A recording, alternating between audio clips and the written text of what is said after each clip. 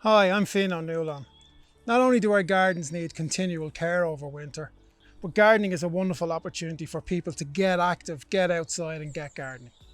Engaging with and getting closer to nature is one of the best things we as humans can do for our health and well-being. And gardening is the brilliant opportunity to be able to do that regularly. So the wonderful thing about gardening is that gardening engages all five senses. That's a really mindful way to come into our present self and experience our environment.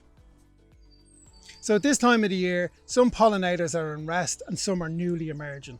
That's bees, butterflies, beetles, birds. This is a brilliant time of the year to get out and plant up plants that are going to be beneficial to their survival and existence in making your garden look wonderful. So here are some winter flowering plants that you can grow in your garden at this time of the year to help them out.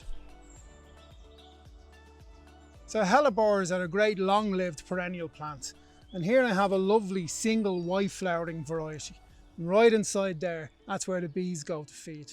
But they also come in a whole variety of shades, from apricots right through to dark wines and purples.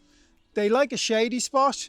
They're one of the very few plants that are in flower at this time of the year, so it's a great advantage to pick one of these up.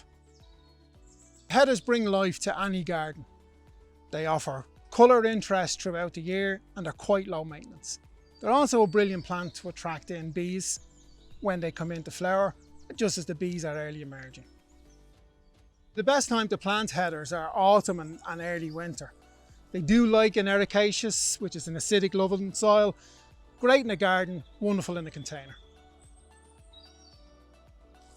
Viburnums are dark evergreen plants.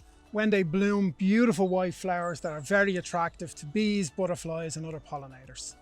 So Viburnum as a winter flowering shrub is very beneficial to providing nectar for bees, for those that are still hanging around from late autumn and also for those that are emerging in spring.